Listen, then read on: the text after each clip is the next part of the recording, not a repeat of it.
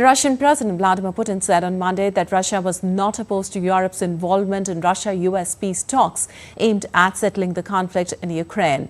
Putin, in an interview on Russian state television, said it was logical for Europe to take part in talks on a settlement to the three-year-old conflict. He added that Russia never rejected the idea, but it was Brussels, meaning the European Union, which had long rejected any dialogue with Moscow. Putin also backed a suggestion by US counterpart Trump for Russia, the United States to cut their defense budgets in half. Russia and the United States held an initial round of talks on Ukraine last week in Saudi Arabia.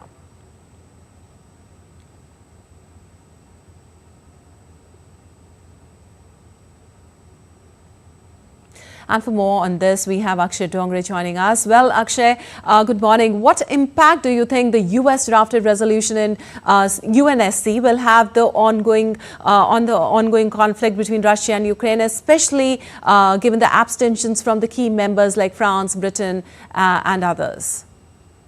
Well, there seems to be a lot of deadlocks now being formed in the United Nations as far as these kind of resolutions are concerned, especially when you talk about the United Nations Security Council. The present model of the body remains so flawed that it can hardly get anything done when it involves any of the major power or the P5 countries, that the countries that hold the veto power. For example, any kind of resolution that comes in against Russia can be vetoed very simply by Russia itself.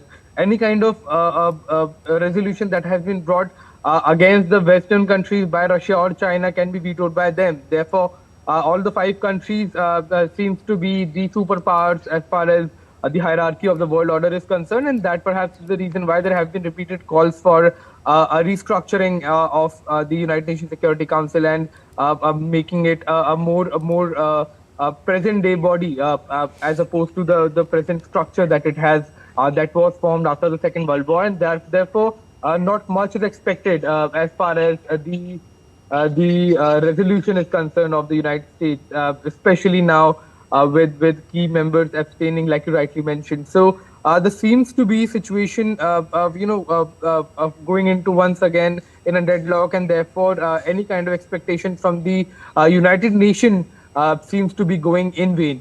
However, if you look at the present-day conflict, it seems to be quite interesting, because the kind of turn of events that have taken place, it is highly unlikely that any major decision can be taken by the Western powers as long as Trump is not on board with it. Therefore, we will have to wait and watch that what exactly happens with this UN resolution that you're talking about. Right. That has been proposed by the United States.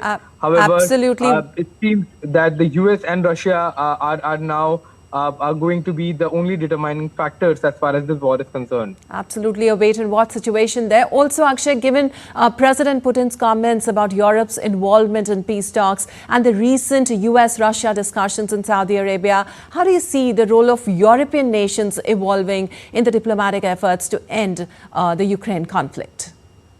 Well, Lipakshi, the role of European countries, instead of going up, is going down significantly, especially after the election of Donald Trump, who has outright said that Russia has to be on board. But you also have to take into account that it was the European powers that we are talking about who supported Zelensky and who supported Ukraine as far as this war against Russia from the Ukrainian side is concerned, and therefore any kind of major help coming in from the European powers is not expected. But that is what Ukraine is hoping for. That even if the US has backed out, the European countries will continue to support the war effort in Ukraine. But that also seems unlikely. So as far as the European role is concerned, Putin has said it. That he's not opposed to the European role in the war, but that is also clearly because he also realizes that it's sort of a gesture that has been given by Russia, because not a lot can be done by the European countries on their own without the US support, and US support has clearly changed as far as this entire war is concerned. So things seem to be going in Russia's way as of now, with Zelensky offering to resign, if Ukraine becomes a member of the NATO, and that also seems to be an impossible scenario as far as the present situation is concerned, because joining NATO was the first reason, or the major reason why this war took place in the first place. So it remains to be seen that what exactly is going to be the European role, but it seems to be declining very, very rapidly in the recent days. All right. Thank you so much, Akshay, for all those insights.